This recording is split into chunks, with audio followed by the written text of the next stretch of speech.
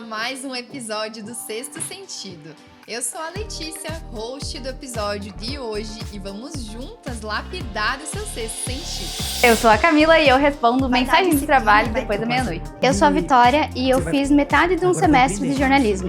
Eu sou a Leti e as minhas ideias mais criativas sempre surgem no banho. Eu sou a Janine e eu acho que eu posso fazer tudo de cerâmica. Eu sou a Bea e eu falo 4 idiomas. E hoje vamos falar de um tema que todo mundo quer, mas não é para todo mundo: liderança. E aqui no Sexto Sentido a gente fala sobre tudo, mas sem mimimi. E liderança não é só crescimento, nem só resultado.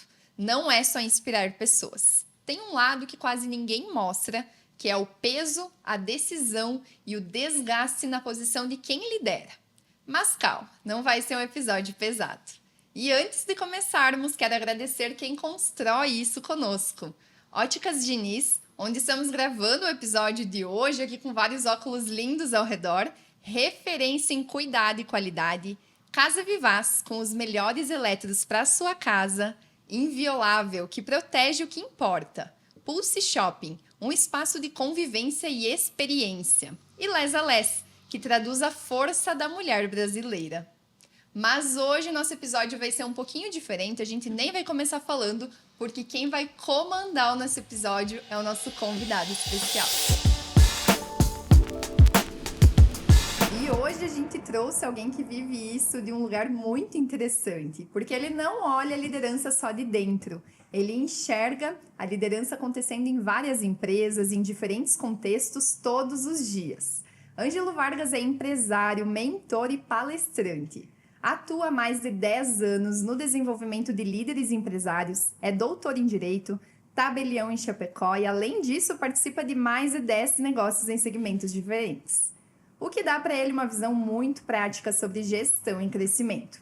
Já mentorou empresários que hoje faturam milhões e hoje trabalha ajudando empresas a estruturarem estratégia, gestão e liderança de forma aplicada.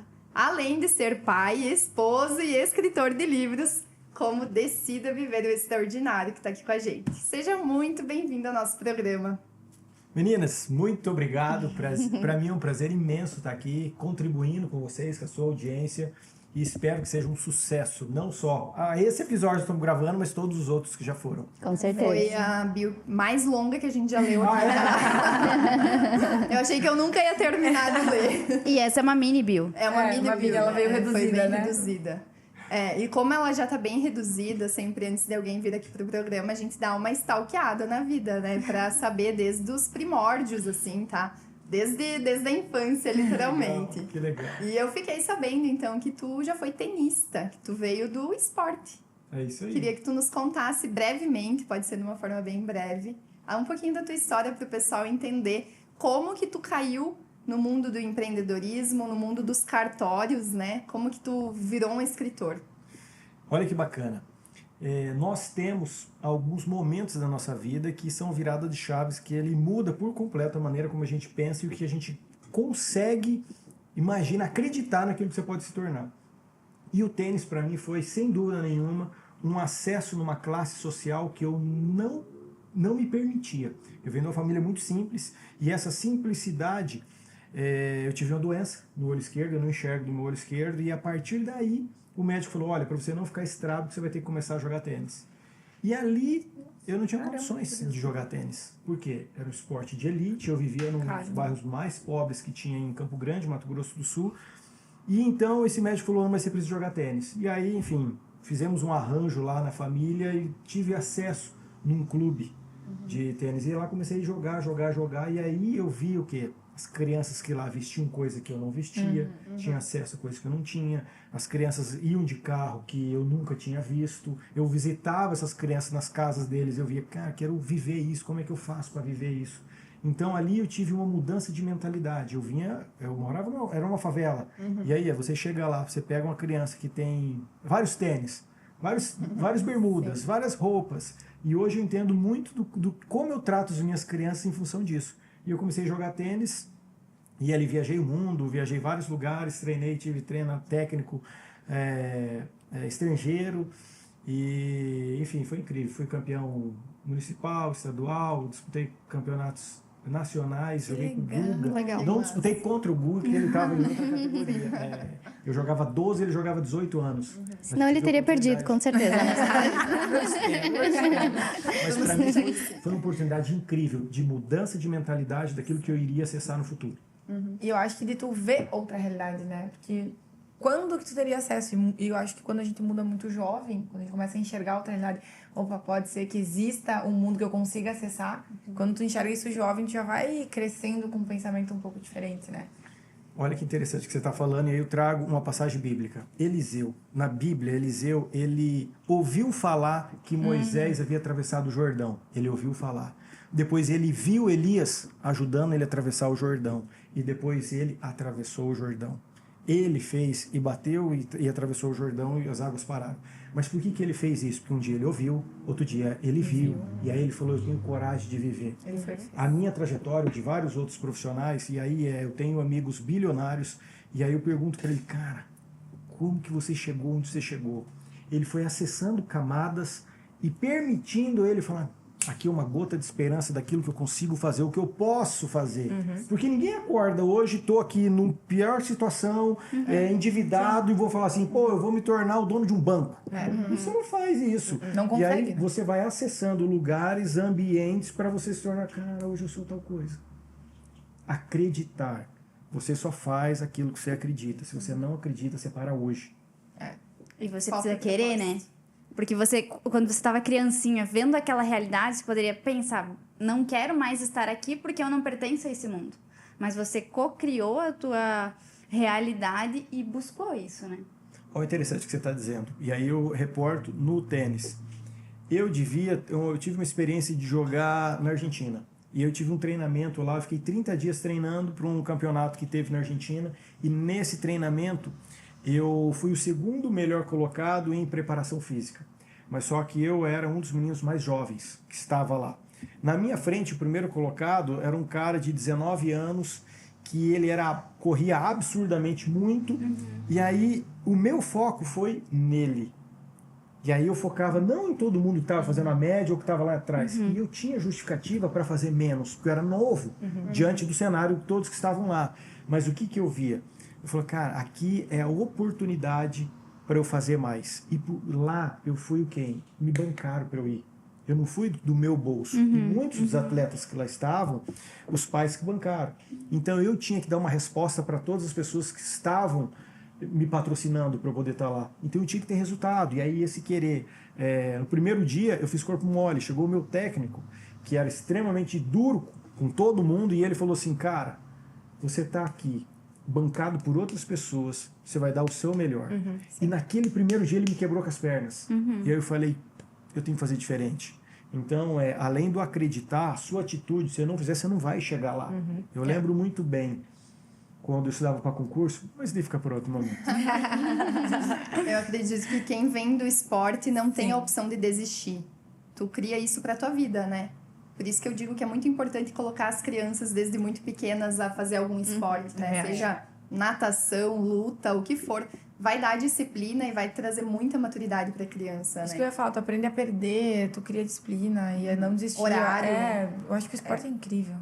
E aí tem resiliência, disciplina, o controle emocional, as suas frustrações. Então ele vai gerar uma bagagem emocional em você que na vida você vai ter que soltar essas cartas o tempo todo, né? Então não adianta você... Hoje eu estava vendo uma matéria com o Ben Chumol, que é um empresário gigante, um cara incrível, e aí eu não sabia que ele tinha vindo do tênis também. E aí ele falando a resiliência que ele teve quando ele jogava. Então você começa a entender que essas pessoas, eles aprenderam muito a perder, aprenderam muito a ganhar, aprenderam muito a buscar o seu sonho, aprenderam muito a passar pelo confronto. Então o esporte, o que ele dá é isso, que ele te entrega é isso. Por isso que eu insisto para as minhas crianças fazerem esporte. Sim. Até porque a gente vai perder na vida muito mais do que a gente vai ganhar. Sim, né? com certeza. Claro, a gente ganha também, a vida é maravilhosa, mas a gente perde muito. E se a gente não aprende, se a gente não sabe lidar com esse tipo de frustração... E aí a gente não pode tirar também o papel dos pais ali de quando ele chegar em casa chorando e falar que quer sair da natação porque ele perdeu uma competição, o pai olhar pra ele e falar, tu vai continuar porque isso frustração, a vida é isso aí. Então, a gente não pode tirar também o papel dos pais nesse sentido. Eu acredito que teus pais foram muito resilientes em te colocar nessa situação ali do tênis e te manter no tênis para você melhorar cada dia mais, né?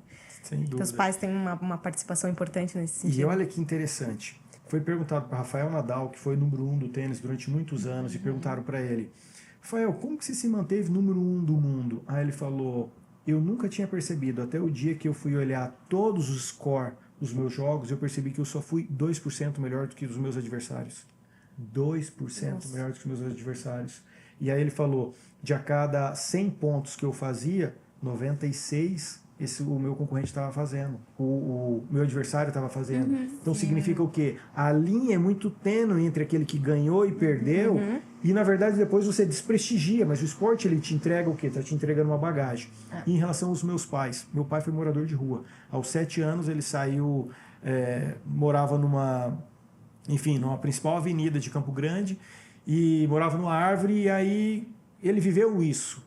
E aí, o que ele passou para mim, essa história do que ele passou, de como ele viveu, como ele ganhava a grana dele, e aí até que ele morando na árvore, em frente de um hotel militar, e um militar um dia chamou, falou: você não quer lavar os banheiros aqui e você dorme no banheiro?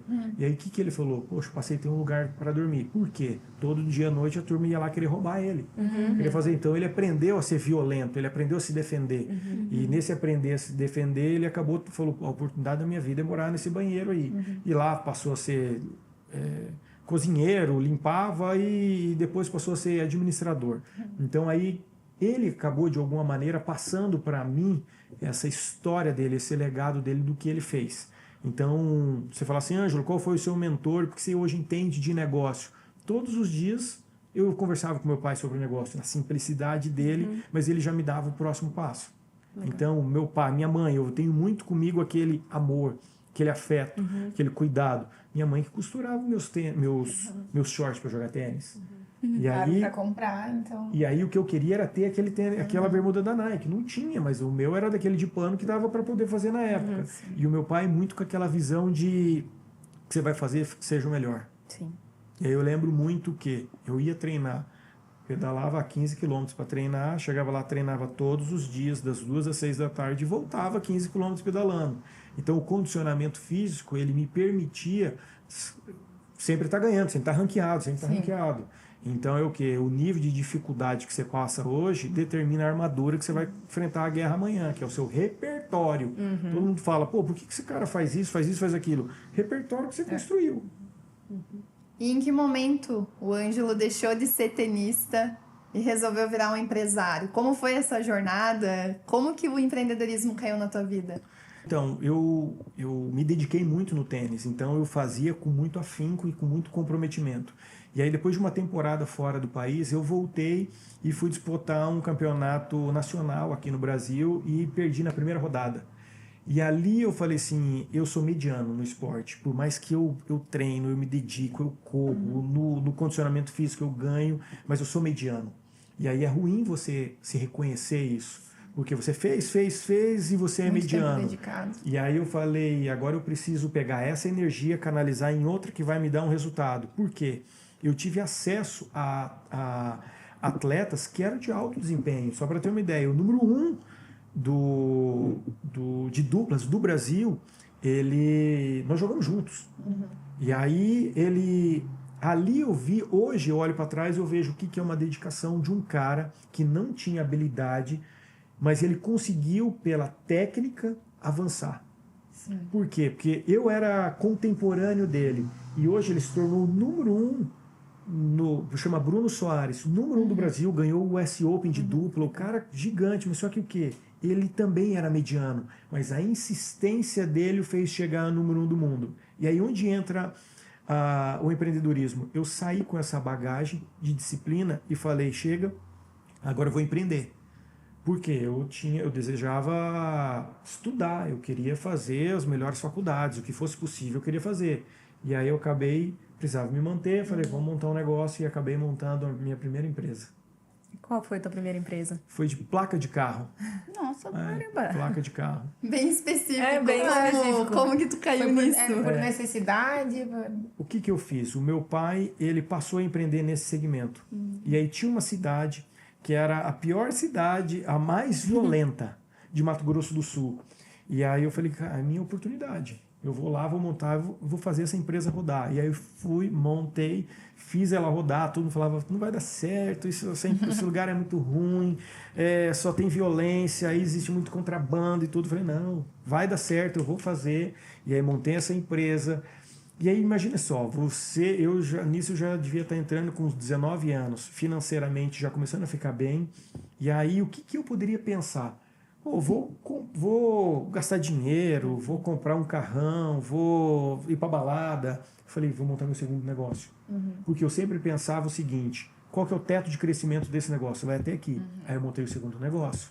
E aí depois, 2 anos depois, montei o terceiro negócio. Então, essa diversidade de negócio me permitiu hoje em dia entender, cara, como é que eu faço esse arranjo de um ecossistema de negócio para fazer com que ele avance, cresça. Então, se eu tiver uma matriz muito desenhada do que é um negócio, liderança, equipe, produto, cliente, canal e concorrente, vai embora. E agora eu vou te fazer já umas perguntas um pouco mais voltadas assim para a questão da liderança em si, mas eu acho que tu pode sempre voltar um pouco a tua resposta nessa história dos cartórios. Legal. Porque eu vejo que você administra os cartórios num formato um pouco diferente do que é o comum por aí, né? E depois de ver tantos negócios de perto, tu acha que o problema das pessoas e das empresas, pode falar de cartório, de outras empresas no geral, mas tu acha que o problema está mais na estratégia ou na forma como as pessoas são lideradas? Tá, legal. Vamos lá, eu tenho uma imersão que chama E-Gestão e lá eu trabalho 7 pilares. E respondendo de uma maneira técnica para você, e depois eu traduzo isso de uma maneira mais simples. Existem 2 pilares fundamentais para todo e qualquer negócio. Um é cultura organizacional e outro é estratégia. Ângelo, estratégia não está dentro de cultura? Não. Vamos pegar a nível de Brasil. Se você pegar hoje e falar assim, quem é um cara hoje em dia de cultura que consegue trilhar uma cultura de crescimento dentro da sua empresa, eu diria que é João Adib, da Cimed. A gente comentou sobre ele. antes. Que legal. Que a gente acredita exatamente Ele é nisso. um cara que representa a marca dele, mostra a marca dele, instiga e influencia o time dele a poder fazer mais. E como que ele faz isso? Construindo uma cultura de crescimento. Ele é um cara que quer atingir 5 bi de faturamento ainda esse ano, pretende atingir 10 bilhões até 2030. Então ele está muito focado naquilo que ele quer crescer. E só por curiosidade, ele é um cara que quer faturar 5 bi, tem um faturamento já de 3,5, então ele tem que aumentar 1,5. O que ele fez? Lançou Lavitan. Lavitan foi uma parceria, uma collab que ele fez junto com o Neymar Júnior, e aí só nesse produto ele já alavancou 750 milhões. Ou seja, 50% do crescimento que ele queria ter, ele teve em um produto. E como que ele faz isso? Muito claro a cultura que ele quer gerar. O que move o time é a cultura. O que é a cultura? Chegar para você e falar assim, nós precisamos atingir aquele resultado, eu não sei como nós vamos atingir, e eu quero saber qual habilidade que você vai empregar para a gente atingir aquele resultado. O que eu estou fazendo? Eu estou colocando você num circuito, gestacionando você num problema, para você poder falar, cara, vamos embora, eu quero viver Eu pertenço a isso aí. É isso aí. E na sua cabeça, sabe o que roda? Eu quero estar numa empresa que fatura 10 bilhões em 2030. Você não vai sair dessa empresa. E aí nisso eu tenho reconhecimento, eu tenho crescimento da empresa, eu tenho progresso, você vê que você está crescendo, você está numa empresa que é pujante, divertida e comprometida. Então isso é o quê? Cultura. Agora vamos para o outro lado dessa história. Existe outro elemento que é a estratégia. Na estratégia eu tenho, qual que é a minha estratégia de produto? Tem várias empresas que lançam produto e esse produto cai. Não vai, não tem hype. Por que não tem hype? Por quê? Porque não teve uma estratégia de lançamento do marketing muito bem definido. Um marketing de diferenciação, um marketing de conteúdo, um marketing de oportunidade. Às vezes o produto até é bom, né? O produto é bom, só não vende. gira. Aí existe aquela história que o mais conhecido vence o melhor. Isso significa o quê? Que talvez o cara tenha um péssimo produto, mas ele tem um excelente marketing. O cara vai colocar aquele produto na prateleira de cima. É aquele negócio, você chega no supermercado, o que está na visão dos olhos? É aquele produto. O cara, através do marketing, conseguiu fazer isso daí. Então, quando você fala se é liderança ou se é estratégia, o que eu tenho que dizer para você? São 2 pilares, cultura e estratégia. Na estratégia, eu defino qual que é o meu produto, qual que é o meu cliente, qual que é o meu canal de vendas. O que é canal de vendas, gente? Isso aqui é um canal de vendas. A partir do momento que você está aqui dentro da Ótica Diniz, a Ótica Diniz fez o quê? Está usando um podcast para poder divulgar a marca dela num canal que não existia, que é o podcast de vocês. Isso é canal. O que falta para o empresário hoje? Ele ter a percepção de que canal ele acha que é, antigamente, um jornal, hoje em dia só a rede social ou rádio. Gente, eu tenho que utilizar uma indicação no meu canal, um parceiro no meu canal. Aqui, esse daqui é um canal para ele e para vocês. E que não precisa necessariamente dizer, olha, eu vendo óculos, tem óculos. Exatamente. Porque existem várias formas de comunicar. Que é o que a CIMED mesmo tá fazendo hoje em dia, né? Eles comunicam de várias formas. E mesmo na questão dos remédios, assim, às vezes tu esquece que é o que eles vendem remédio, que é o ponto forte deles. De tanto que eles estão batendo nas outras teclas. Mas automaticamente, se você vai numa farmácia, você vai estar consumindo produto. Mas olha o surto que foi o Carmed. Gente, todas as crianças, as meninas são viciadas. As minhas sobrinhas, meu Deus, elas têm coleção de Carmed. Foi um surto. Carmed E como que uma nos patrocina. distribuidora... João Adib. Mas como que uma distribuidora de medicamento transforma um produto num surto infantil, que virou objeto de desejo, que as crianças fazem coleção. Então, eles foram Aí eu geniais. te respondo. Eles criaram marketing de oportunidade. No Brasil, não existia isso. Eles lançaram Carmed Coca-Cola, Carmed Fine, Carmed tudo. O que eles fizeram? A toda oportunidade, qualquer lançamento, qualquer coisa que surge, eles vão lá e fazem collab. Nisso, o que eles estão fazendo? Eu estou pegando a sua audiência, carregando para mim de algo que não tinha conexão nenhuma. Vamos dar como exemplo que agora o Sabor, que foi para eles, que é agora o diretor de marketing, de comunicação deles.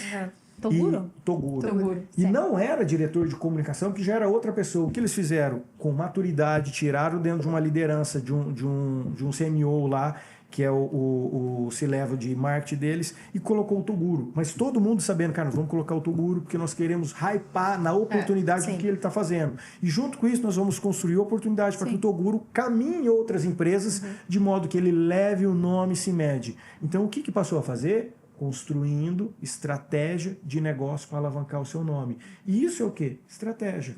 Então você vai falar assim, Ângelo, como que eu mexo o ponteiro das pessoas, do meu time? Cultura, liderança e equipe. Como que eu faço o meu produto hypar, os meus clientes me conhecerem, o meu canal de vendas? Estratégia. Como você tem clareza de uma matriz de negócio, vai embora. Agora eu sei, poxa, peraí, por que minha empresa não vai? Não vai por quê? Porque eu tenho uma liderança fraca, eu tenho uma equipe desmotivada, uma equipe que eu não entendi ainda qual que é o botão de motivação deles. E aí, eu tendo essa clareza, vai embora. É a frase, né? A cultura come a estratégia com farofa no café da manhã. Com farofa. Farofa. E aí lá no meu time tem uma frase que a gente usa muito, e tem um filósofo chapecoense, que chama Matheus Ribeiro.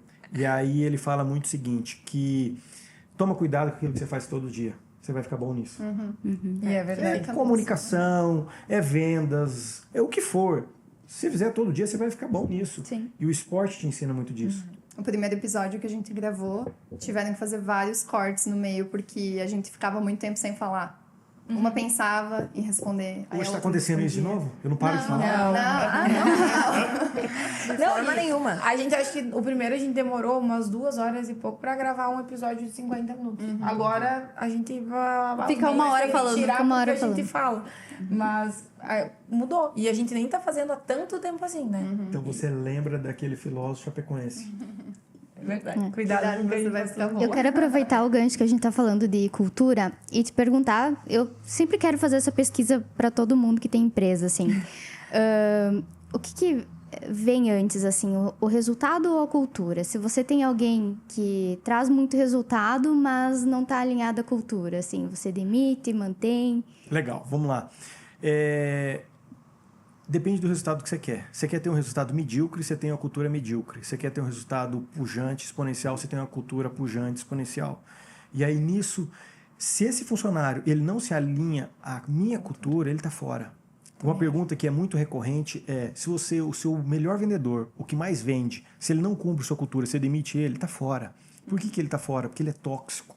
E aí essa toxina que ele carrega, ele contamina naturalmente todo o time. Vamos lá, imagine um cara que você tem na sua empresa que ele chega atrasado todo dia. Ele está ensinando todos os funcionários a chegar atrasado todo dia. E na medida que eu tolero isso, eu estou dando uma resposta implícita para todo mundo, eu tolero. E aí o dia que o outro chegar, não vou poder falar nada. E nisso vai fofoca, vai pra mentira, vai para aquele que não usa uniforme. Agora vamos pensar no vendedor que não entrega o resultado que eu espero. Tá aí. E o que é importante, gente, você que está me ouvindo, o que é cultura? Cultura é comportamento, cultura é atitude. Quando você vai lá, as pessoas falam, cultura é missão, visão e valor. Valor é comportamento. Se eu quero que aquele cara, eu preciso traduzir isso em uma linguagem que o meu time entenda. Vamos lá, é muito bonito você chegar aqui na sua parede e está escrito ali cultura, respeito. O que é respeito para você?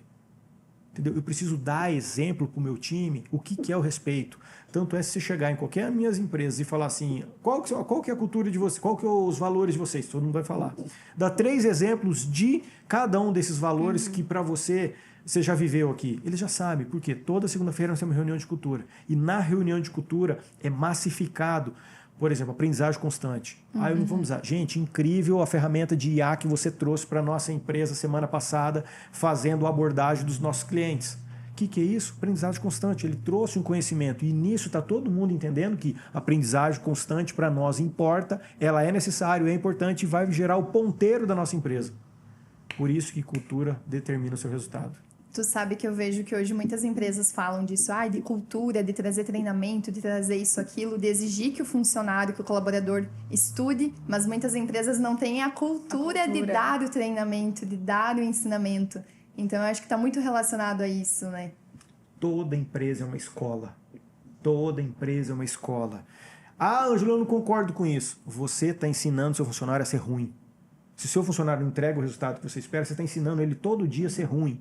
Por que eu passei, por que eu construí o e-gestão, por que eu passei a ter curso de treinamento? Estava isso no meu portfólio que eu queria? Não.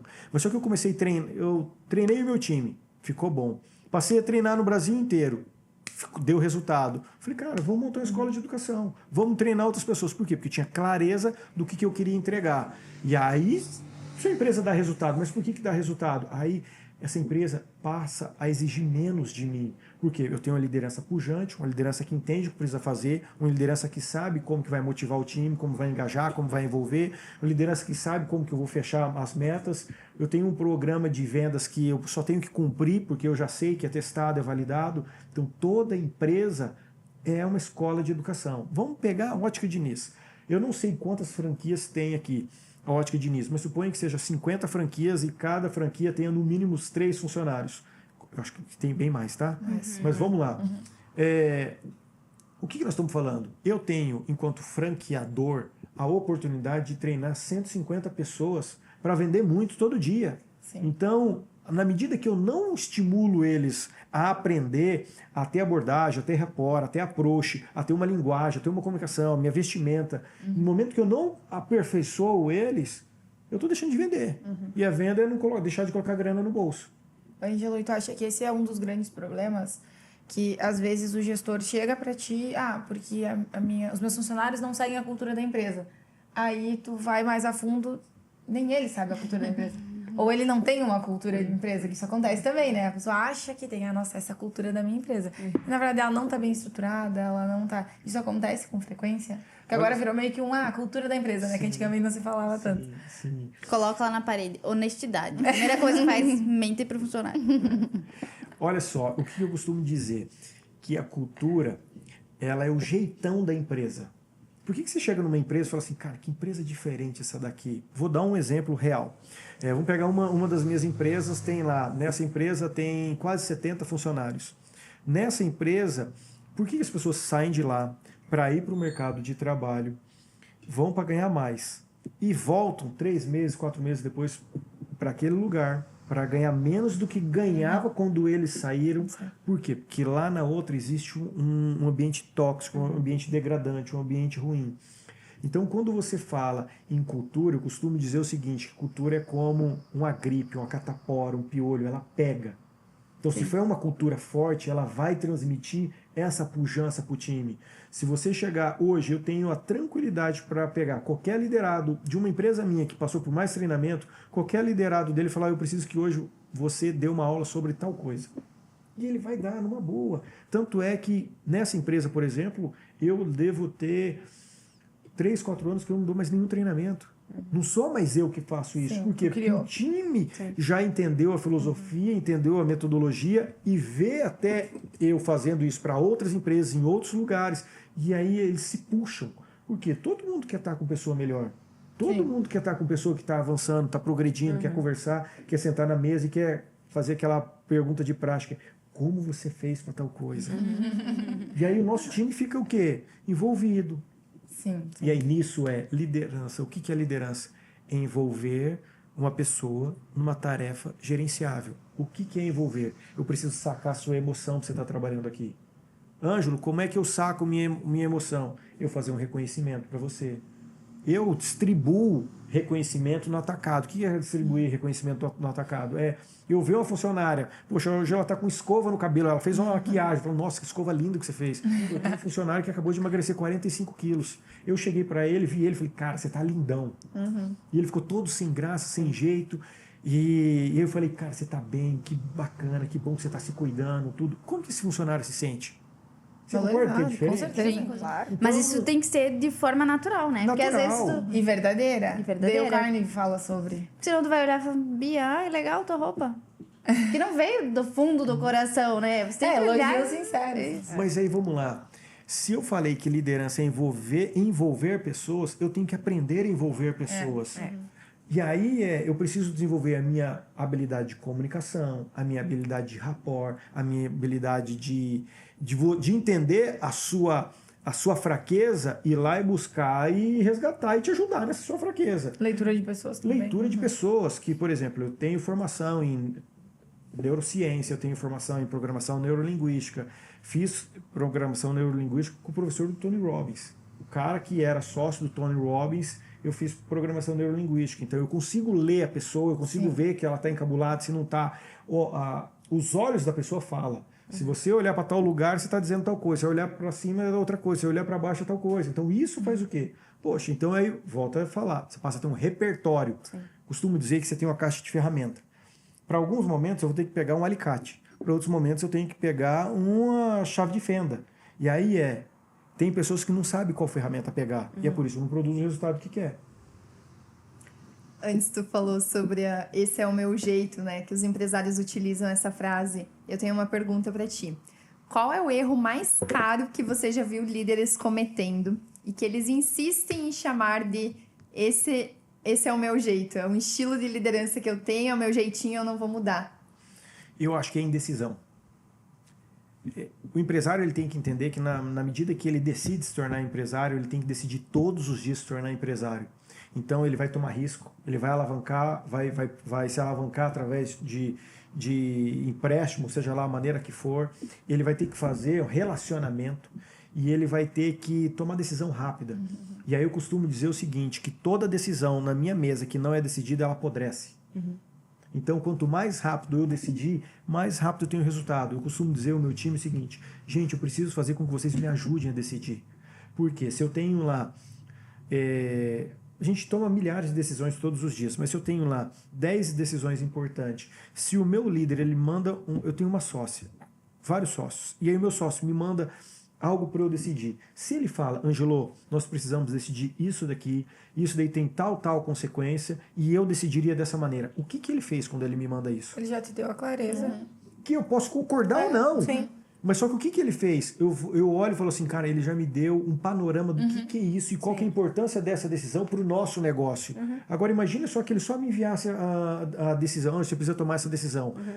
Aí eu vou demorar mais, eu não vou entender o que ele está pensando e talvez eu tenha que fazer algumas perguntas. Sim. Então, time, me ajuda a se tornar mais eficiente, me mostrando o caminho que a gente precisa seguir.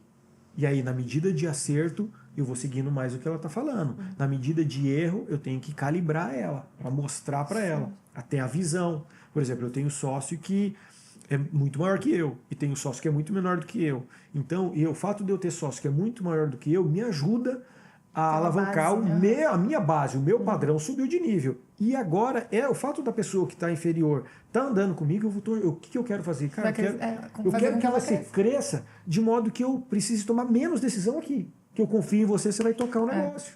E quanto mais rápido tu toma a decisão, se ela for assertiva, ótimo. Se ela for errada, mais rápido tu retoma, tu muda a rota, né?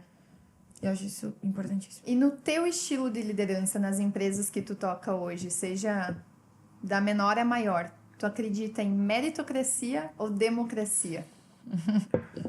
Eu acredito em meritocracia. Por que acontece? Avalie comigo.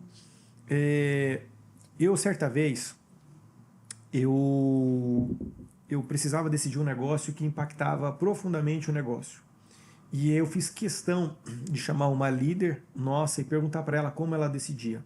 E ali eu entendi o nível de consciência dela, onde ela estava enxergando o problema. E aí, para poder exemplificar para você que está nos ouvindo, é como se estivesse andando, saindo de carro daqui, você vai para Florianópolis, pegou a 282, eu vou de carro. E aí um carro, ele consegue iluminar até 100 metros, 150, 200 metros à frente do seu carro.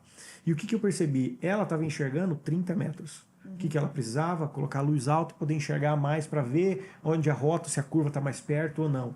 Ali eu entendi qual que era o nível de maturidade dela. Agora imagine só, se eu rodo com a democracia nisso, é a decisão dela que impera. E uma decisão que impera, que vai impactar 50, 100 funcionários naquela empresa, 1000 funcionários numa outra empresa. E isso gera o quê?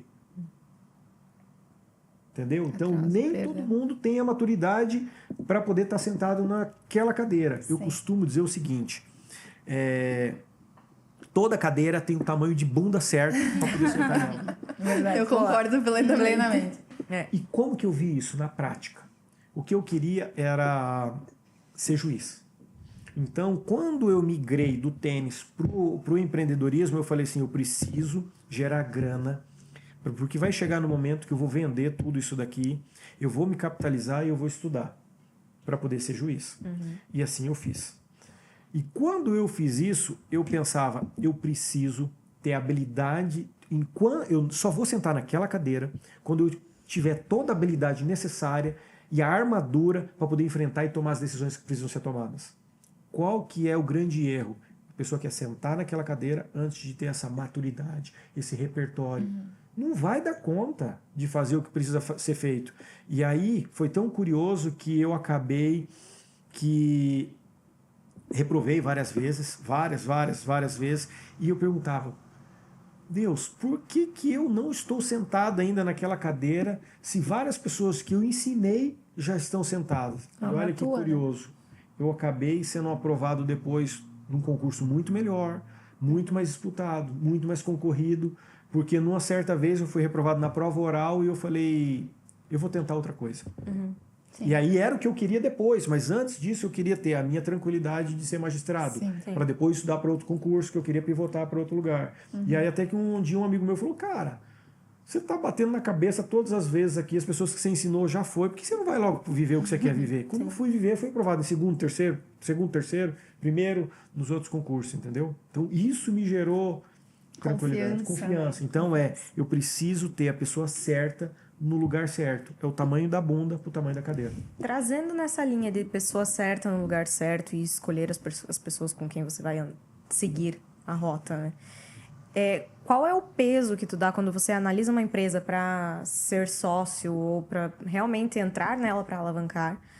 Qual é o peso que você dá para o produto / serviço que a empresa oferece e o sócio que você tem ali dentro? Tá, vamos lá. É 50-50, é 30-70, normalmente. Se tiver um sócio alinhado com o que você quer, você constrói qualquer grande empresa.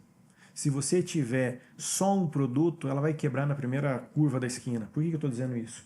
Hoje, acabei de encerrar uma startup incrível, só para ter uma ideia. Nós fomos assediados pela Sony Music para comprar essa empresa. Mas, enfim, nós tivemos um desajuste, somos em 3 sócios, temos um desajuste, um dos sócios, e esse sócio, ele acabou que teve um problema. E nesse ter um problema foi quando um alerta ligou e aí eu falei assim, eu saio da empresa.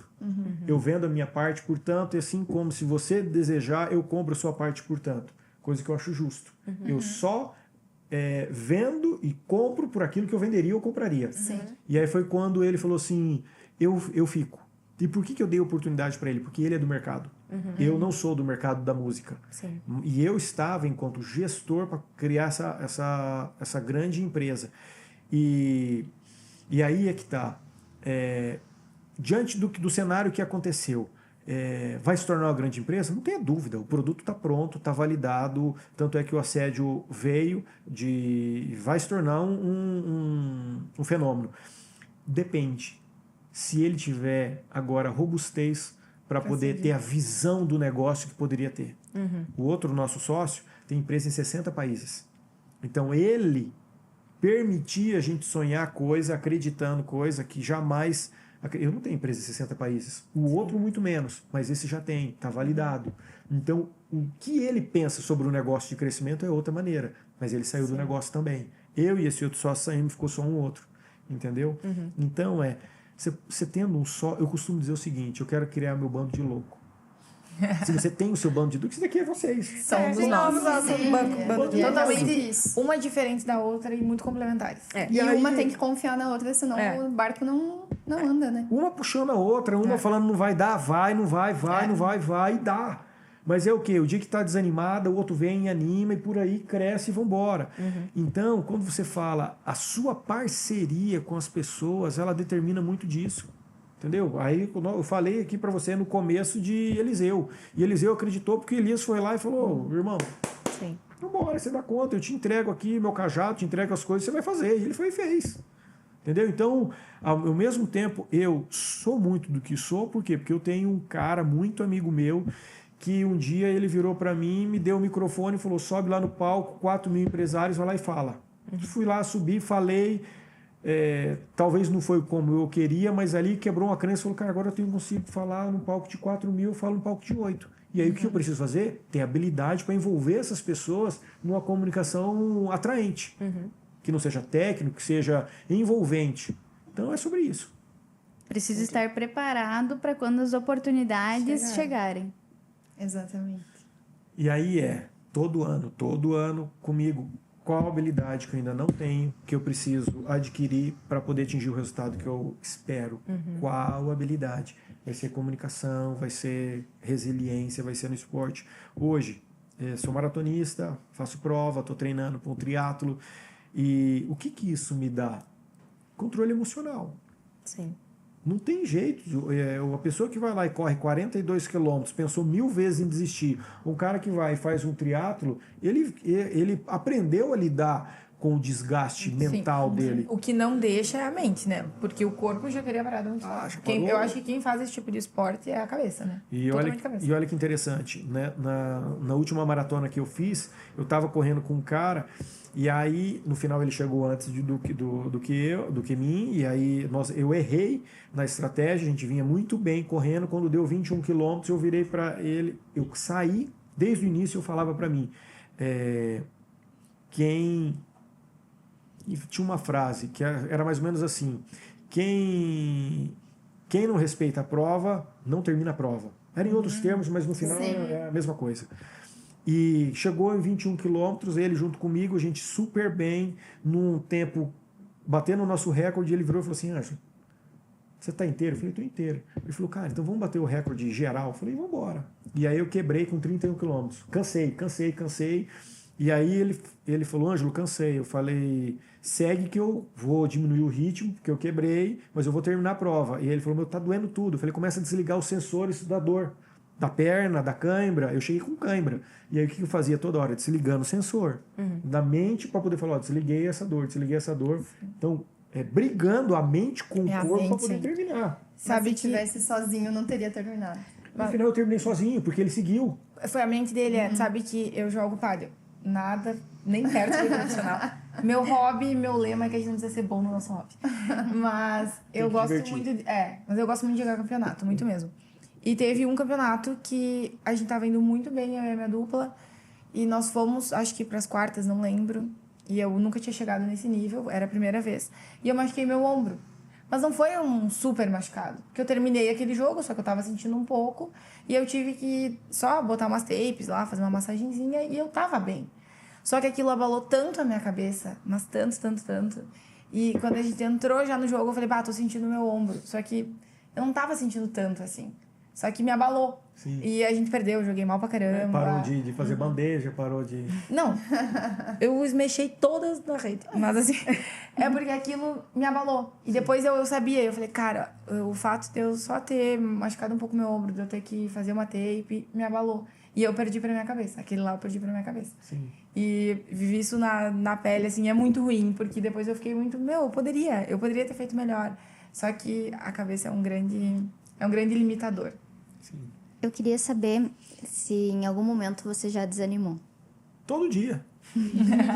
Como um bom empresário, né? Todo dia. Todo dia. Eu lembro um dia que eu senti que ia ter um início de depressão. O que eu fiz? Saí da cadeira, ajoelhei, orei e falei... Eu sei quem eu sou e para que eu vim aqui. E eu vou produzir, eu vou entregar, eu vou frutificar. Daqui sai conquista, daqui sai prosperidade, daqui sai o que tiver que sair, vai sair daqui. Eu tenho a cabeça fértil todo dia, um monte de ideia, um monte de coisa. Eu executo muita coisa, construo muita coisa. Propósito. Então, todo dia. E aí enquanto você não entender... Vamos lá. Quando Deus te criou, o que muda de você do que ele criou uma planta? O que muda? Tudo! Mas os dois não crescem? Claro que cresce. Ele não fez a planta para a planta ficar daquele tamanho. Ele fez a planta para a planta crescer. Ele fez você para quê? Para você crescer. E aí tem pessoa que, poxa, mas eu não acredito. Comece a andar com gente que acredita. Por quê? Porque essa pessoa vai te constranger do que ela faz, do que ela movimenta, do que ela cria. Então, quando você entende, e aí Ângelo, como que você compreendeu isso? Não é na Bíblia. Lendo a Bíblia, porque você olha lá e fala assim, cara, esse cara fez isso, fez aquilo. Você pegar todos, tem um próximo livro meu, que não foi nem lançado ainda, vai ser lançado ainda, que eu falo sobre as frustrações dos heróis da fé. Eu trago ali todas as feridas emocionais que existem, incapacidade, ausência de perdão, desrespeito, rejeição, todos. E aí, cada um, eu trago um personagem, um herói da fé. E ali tem Davi, tem Saul, tem Eliseu, tem Elias, tem todos dos que estavam ali, né? E ali eu tô mostrando, cara, todos eles acordavam. Quando você pega Josué viu Moisés o que fez, e aí até que um dia Deus chega para Josué e fala, Josué, Moisés está morto, que dia que você vai levantar e fazer o que você tem que fazer? Aí ele toma em si e vai dar o passo dele. Então a gente precisa todo dia ter esse Deus para poder falar, ô irmã, você vai ficar até quando? Você vai ficar nessa cama? Na cama você não vai resolver nada. Sim. Então a gente precisa entender que você nasceu para produzir, para entregar, para prosperar, ser fértil. Vocês, mulheres, mais ainda, porque vocês que vão gestacionar isso. Sabe qual que é a dificuldade? Tem muita gente gestacionando o quê? Medo, inveja, vergonha, frustração, rejeição. E tudo que tu alimenta cresce. Cresce. Ângela, eu sei que a gente tá meio curto no tempo aqui, mas eu tenho mais uma pergunta. Depois eu direciono a última. Eu sou a maior fã do networking da face da Terra, né? Sim, ela é. E a gente tem algumas camadas dentro do networking. Primeiro, tu precisa conseguir acessar essas camadas, né, da pessoa com quem você quer se conectar. E aí, depois, achar uma forma de se conectar com essa pessoa. E eu queria que tu desse uma dica pro nosso público e pra gente também, por favor. Até porque a gente está tendo a maior aula, né? Sim, Tá dando nós excelente. estamos aproveitando Exato, aqui, só ouvindo hoje. Acho que a gente nunca falou tão pouco na entrevista. Quando você acessa essa camada, por exemplo, no momento em que você entrou no tênis e você acessou essa camada das pessoas que estavam nesse nível acima, ou você é convidado para uma festa, ou você está numa palestra próximo a pessoas que você quer receber um conteúdo, ou que você quer se conectar. Qual que é a tua dica para essa pessoa que já está que atingiu essa camada, para ela ter o maior proveito do networking possível? Tá. Existe uma frase que hoje em dia é clichê, mas ela é a pura verdade de como eu construo isso. Seja interessante antes de ser interesseiro. Mas aí vamos analisar com profundidade isso daí. Imagine você que você acabou de mudar para um apartamento novo. E você está no primeiro dia do seu apartamento. E você está naquela bagunça, cheio de caixa. Você começou a abrir as caixas. E aí toca a campainha do seu apartamento. Você fala assim, poxa, hoje é o meu primeiro dia. Ninguém tem o acesso ao meu apartamento. Eu moro sozinho. Quem que pode ser tocando a campainha da minha porta? você fica desconfiada e toca de novo. Você fala, vou ter que ir lá abrir. Quando você abre, tem uma pessoa com um bolo. Você come bolo? Que bolo que você gosta? Que bolo que você Eu gosta? gosto de chocolate.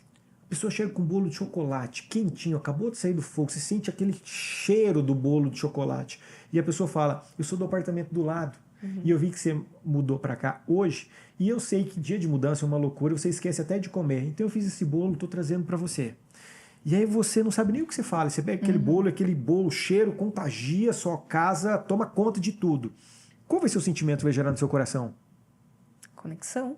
Reciprocidade. Eu preciso Devolver. devolver para essa mulher. Que dia Preciso que eu fazer vou mais. Devolver para essa mulher que chegou aqui. E todo dia você vai encontrar ela no corredor, você vai dar aquele sorriso, você nunca mais vai esquecer a história do bolo.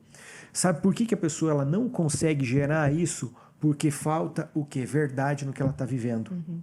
E aí tem pessoas que levou o bolo só para fazer uma conexão aqui. E aí eu vou te dar um exemplo de coisa que eu vivi. As meninas estão rindo porque a gente conhece várias pessoas assim. E aí eu vou te dar um exemplo do que eu vivi. Eu tive a oportunidade de... Eu tenho um grande amigo que ele é bilionário. E aí tá na Forbes como um dos caras mais ricos do mundo.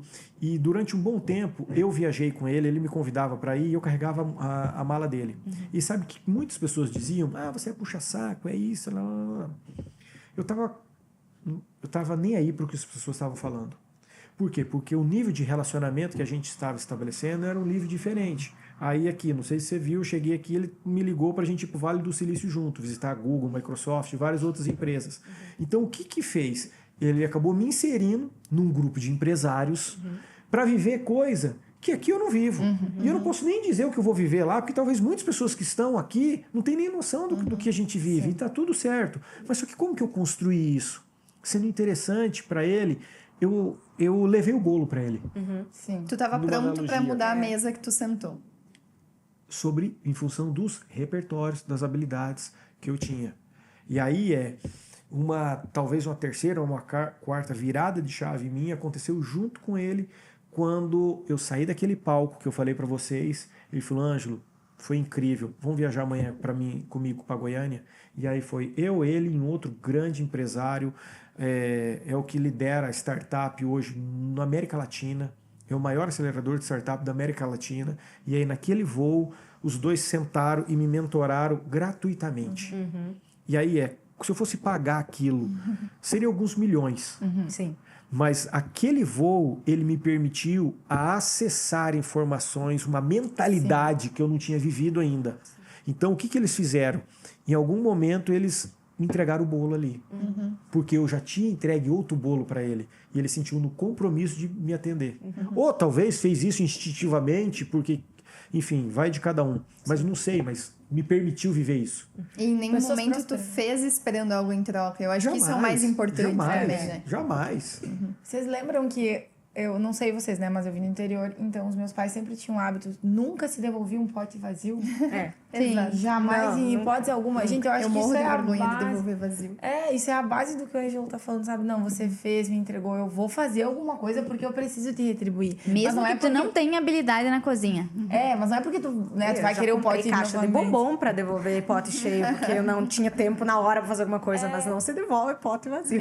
E aí vamos lá. Hoje eu conversei com um cara que ele cobrava X valores de uma empresa, uma multinacional, uma grande empresa, ele cobrava X valores.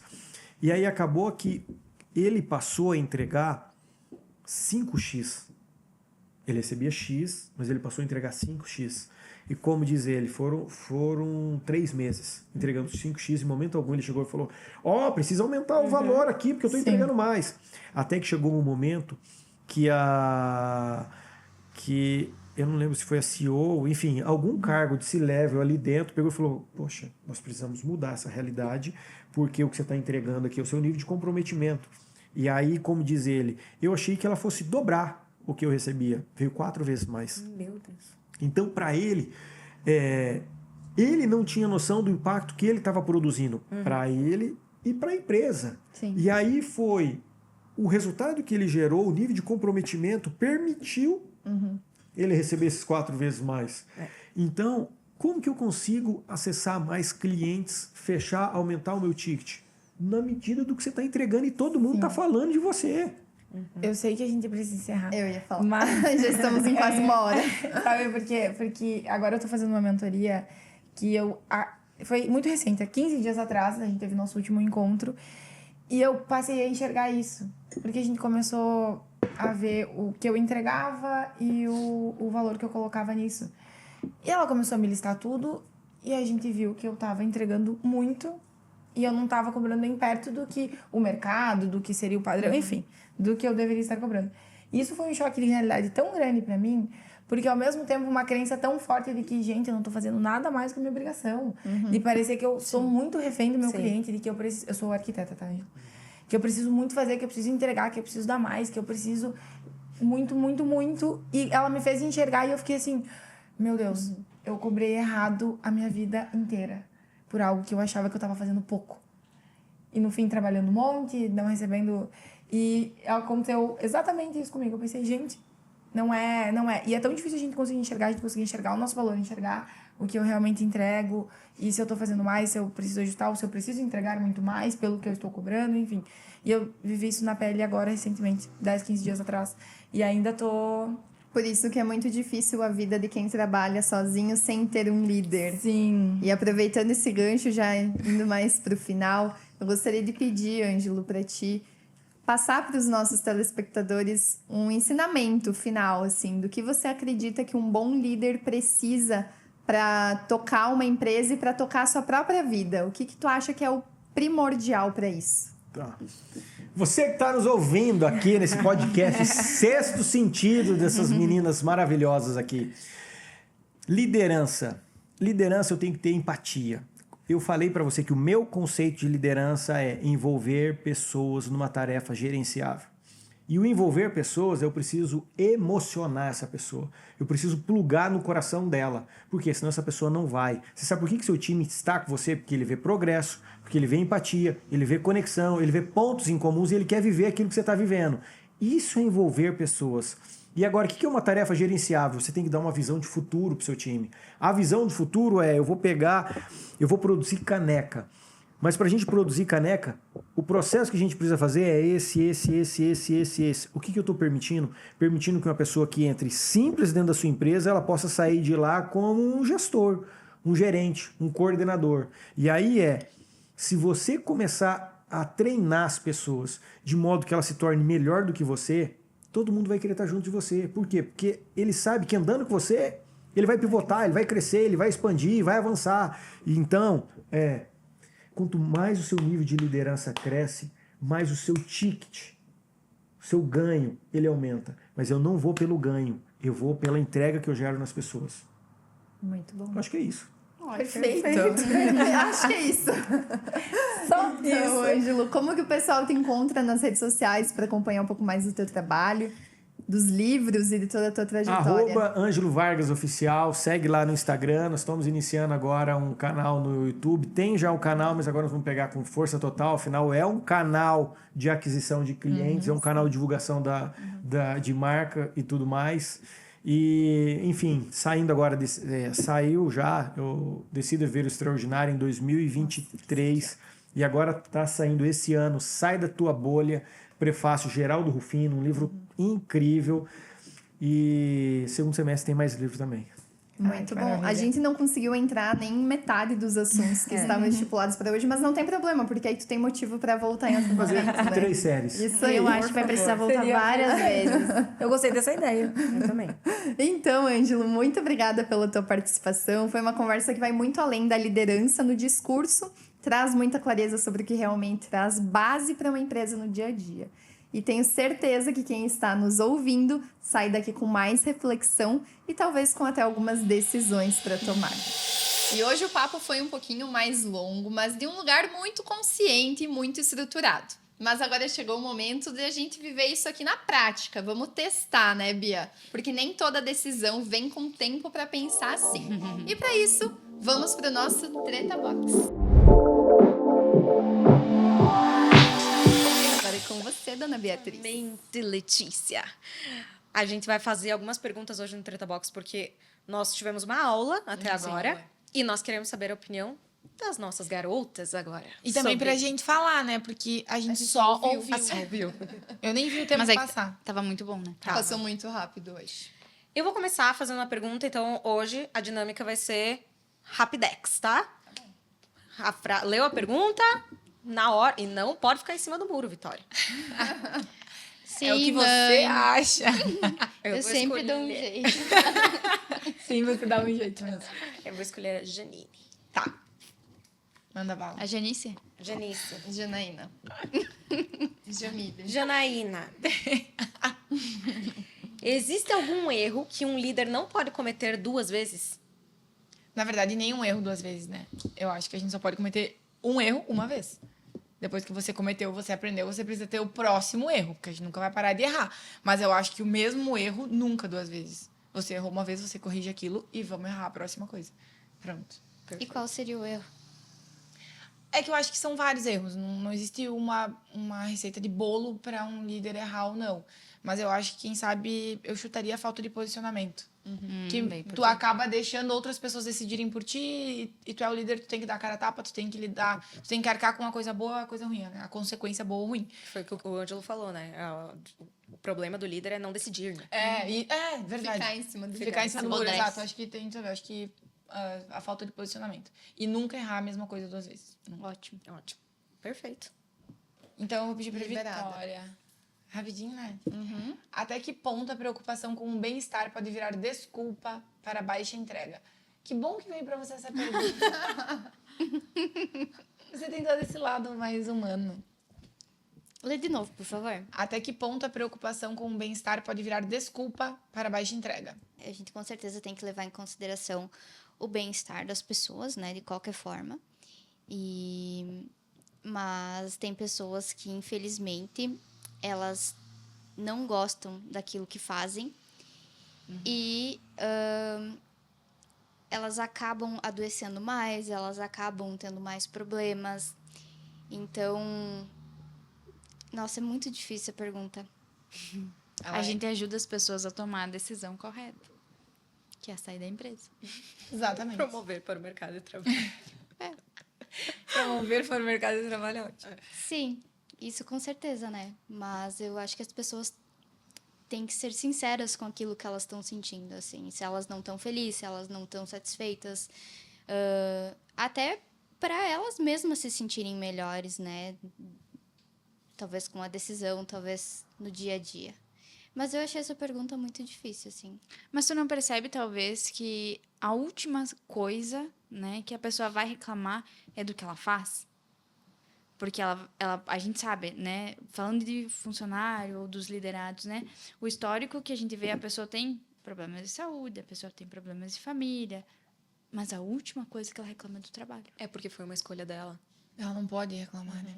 Por isso que eu falo, a gente ajuda essa pessoa a tomar a decisão de... E, gente, assim, ó, vamos ser bem honesta, às vezes a pessoa só não quer trabalhar mesmo. Entendeu? Em nenhum lugar. Em nenhum lugar, exato. Não é porque ela não gosta daquele trabalho específico, ou daquela carga de trabalho, ou daquele horário, aquele turno que ela tá trabalhando. Às vezes ela só não quer trabalhar. Sim. E tá tudo bem, beleza, né? Vive tua vida da maneira que tu acha correta. Mas tem gente que só não quer trabalhar. Aí tá lá porque precisa, daí tem, preciso ganhar um salário, né? Preciso me sustentar, pagar minhas contas. Mas daí ela tá sempre metendo um atestadinho, dando... Então, assim, tem gente que só não quer trabalhar. E eu acho que é muito nítido também quando a pessoa não quer, né? Tipo, quando a pessoa não quer e ela não sai, né? Fica muito claro, porque são faltas, são atrasos, são insubordinações, enfim, né? Isso. Ela só tá esperando a empresa tomar a atitude. Pensando em ajudar a responder, né? Eu sempre penso no bem geral. O quanto o bem daquela pessoa vai influenciar no bem geral de todas as outras. Acho que é bem o que o Ângelo falou, da cultura. Não tá jogando com a cultura, então Subi aí no microfone, desculpa. As regras da produção. Não gritar e não assobiar no microfone. Eu fiz as duas coisas. Juntas. Camilas não foi, né? Não. Tá. A liderança precisa ser admirada ou apenas respeitada? Eu acredito que a liderança ela tem que ser respeitada. Por que essa pergunta fácil não caiu pra mim? Porque o seu treta box, vai. Eu acredito que a liderança ela precisa ser respeitada, porque você não escolhe estar ali por afeto, né? As pessoas elas precisam te olhar e elas precisam entender a tua postura, ela precisa ser clara, porque ela tem uma finalidade. Você não está escolhendo um grupo de amigos, você escolheu uma empresa que tem um propósito. Perfeito. Então, você não acha que tem que ser admirado o líder? Não, eu acho que o admirado é uma consequência. É que daí na pergunta é uma coisa ou outra, viu? Vitória? uma- Não pode ser os dois. É uma coisa ou outra. Eu acredito que o respeito, ele vem antes da admiração. Também acho. Mas eu acredito que a admiração, ela se conquista com o tempo. Porque é difícil você respeitar uma pessoa que você não admira. Mas se E é você que difícil. está assistindo tem uma opinião diferente, deixa aqui nos comentários que a gente quer saber. Sem brigar conosco. E é só a opinião. É. E é difícil respeitar uma pessoa que você Não admira. Ao contrário. admira. É difícil. Não admirar alguém que tu não respeita. Que você não respeita. Então, eu também acho que o respeito vem antes da admiração. Também acho. Uma vez me perguntaram se... como é que você faz para uns alunos de universidade, nessas aulas inaugurais, como é que você faz pro funcionário comprar o teu sonho? Eu falei, cara, eu não sou o Luciano Hang, eu não sou o Elon Musk, eu não sou um cara em que o funcionário vai comprar o meu sonho. Ele tá ali por causa do sonho dele. Então, ele tem que me respeitar no ponto de que ele sabe que eu estou ali para liderar uma forma de ele conquistar o sonho dele, que é comprar a casa dele, que é comprar um carro novo, que é fazer a empresa Sim, prosperar claro. o suficiente para que ele também ganhe mais. Até porque, falando de uma forma bem abrangente, as pessoas não sonham trabalhar em uma loja de utilitário. Não sonho O Luciano- trabalhar numa O concessionária Luciano, ele cativa o sentimento da pessoa em querer, exatamente, construir alguma coisa. Nossa, é verdade. Total. Muito bem. Bia, Falta elas duas. Eu também falta. então eu vou escolher a Letícia. Dá pra contar. Demitir rápido é maturidade de liderança ou falta de habilidade de desenvolver pessoas? Falta de habilidade de contratar pessoas. Não, mas eu acredito que a pergunta... você tá que respondendo, respondendo sou eu. Não, mas é que eu acredito que se você contratou a pessoa, é porque você acreditou no potencial dela. Então, se você demite ela muito rápido, é porque você não teve a capacidade de treinar aquela pessoa da forma que você acredita que é o correto para ela estar dentro da Sim. tua cultura de empresa, que é o que a gente falou bastante hoje, dentro da forma que você acredita na tua liderança. Então, na minha opinião, se você demite rápido, o erro tá na liderança. Camila se sentindo extremamente ofendida. E a com a Janine resposta. aqui morrendo de vontade Concordamos de em dar risada. discordar. É que assim, ó, é o que eu penso. Nós vivemos em Chapecó e nós temos o que a gente chama do pleno emprego. Então, sim. e eu falo, e eu penso, amiga, você tá super certa em pensar do teu jeito, Mas- e eu discordo Porém. pelo seguinte motivo. Quando a gente fala em massa ou na parte de produção, muitas vezes você contrata o que tem. Sim. Sim, claro. Mas aí, sabe o que que entra? Entra que Santa Catarina é um dos estados que menos tem desemprego. Nós estamos Exatamente. com 2% de desemprego. Fechou 2025 com essa porcentagem. Então, as pessoas, elas escolhem aonde Escolhem elas onde querem querem trabalhar. Exatamente. Quantas vezes você se pegou na loja contratando alguém porque você precisava de uma vendedora? Muitas. E foi porque você demitiu porque você não tinha habilidade de desenvolver. Não, eu não demiti, saíram porque foram... Por conta própria. por Elas outra que te opção. demitiram. Mas olha só. Aí que tá o problema. Normalmente a pessoa não cumpre os 30, né? E muitas vezes, tipo, pediu demissão, vou começar no novo emprego amanhã ou semana que vem. Você não tem tempo hábil para fazer um processo seletivo em que De você qualidade. vai realmente conhecer aquela pessoa. Sim. Não, às vezes tu pegou o currículo e a pessoa disse que sabia fazer aquilo e E você você contratou. precisava de alguém na hora e é isso aí. E você só vai descobrir se a pessoa sabe fazer aquilo ou não, se ela é boa naquilo lá ou não, depois que tu contratou. Ó, mas vou falar que sim, concordo. Sou mais opinolista, mas concordo com todo mundo. Que mas é que é um lado de cada um, né? Mas, há um tempo atrás, o Márcio Vaccaro, ele falou a seguinte frase. A gente tava no evento que ele tava palestrando. E ele falou a seguinte frase, que todo mundo fala do problema da mão de obra, que... Ele falou assim, eu nunca sofri isso. Ele fala, lá na Raftec, entendeu? Que é... Eu nunca sofri. Lembra? Tu tava, né? Sim. Ele falou, Eu eu também nunca tava. sofri isso. Porque a minha empresa daí, enfim, as possibilidades, tudo que eles ofereciam, por ser uma empresa do tamanho que a Raftec é. E eu achei aquilo admirável, porque ele foi muito em conta do que todo mundo tá sempre falando do pleno emprego, de contratar, de manter colaboradores. E ele muito em contra, assim, ele falou, não, eu não. E o porquê, a explicação dele foi tão perfeita, assim, e aquilo me chamou muita atenção. Sim. Aí eu só queria trazer esse ponto também, então... Legal. Mais para contribuir com o que a Leite falou. Minha resposta, ela vai englobando num cenário geral, né? Se a gente entra no cenário que a gente está vivendo aqui, na nossa região... Aí eu mudo um pouco o meu ponto de vista também, pensando nesse lado. Porque eu mesma já contratei muitas vezes porque estava no desespero para contratar. Exatamente. Mas, gente, graças a Deus que a gente discorda, né? Sim, ainda bem. Sim. Então, senão nós não teríamos o que conversar. Mas vamos para a próxima, Então, acabou Beatriz. o podcast Sexto Sentido Tal. Não tem mais terceira temporada. Todo mundo concorda, a gente é feliz, então... Eu acho que essa pergunta deveria ter caído pra Bia. Então, deixa ela... Não. Vamos lá, Beatriz. Um time desorganizado é reflexo direto da liderança? Sim. Agora você tem que Porra, falar sobre- o que você pensa. Sim, eu acredito muito nisso, que você tem o funcionário que você merece.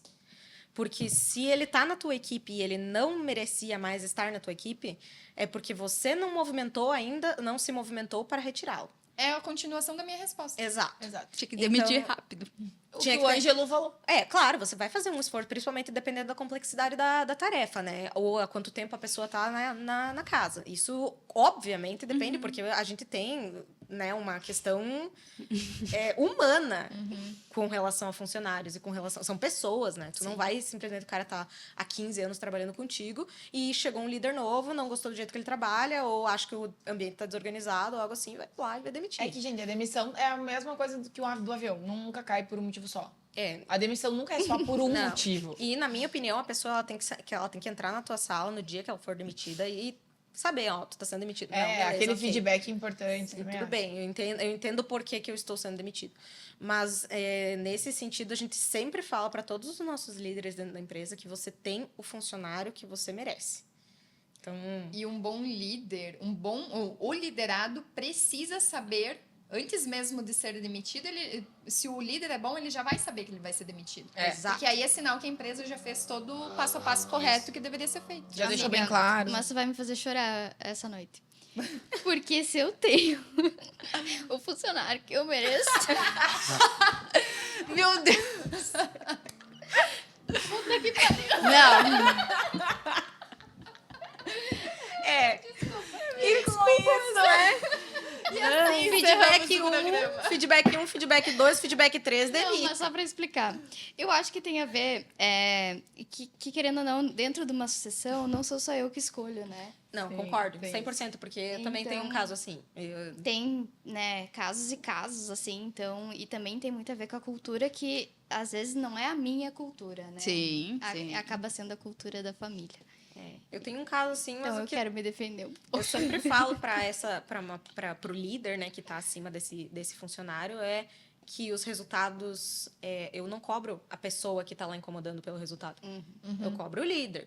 Então, beleza, eu preciso que essa pessoa seja demitida, porque eu já tentei fazer tudo o que eu podia fazer para essa pessoa não ser demitida. Mas o dono da empresa gosta da pessoa. Sim. Sim. E também tem casos e casos, porque às vezes você faz, tipo assim, eu já tive casos, por exemplo, que eu fiz tudo certo. Tudo certo. E mesmo assim, tipo, deu errado. A tua parte tu fez. Acontece, E, né? e A gente tá isso, dentro assim, do processo. acaba desanimando, mas eu acho que por isso que as pessoas acabam reclamando muito sobre contratar, manter e tudo mais. Porque, cara, tem vezes que você erra muito, né? Não faz os processos da maneira correta, não ensina, não auxilia, não vende a ideia.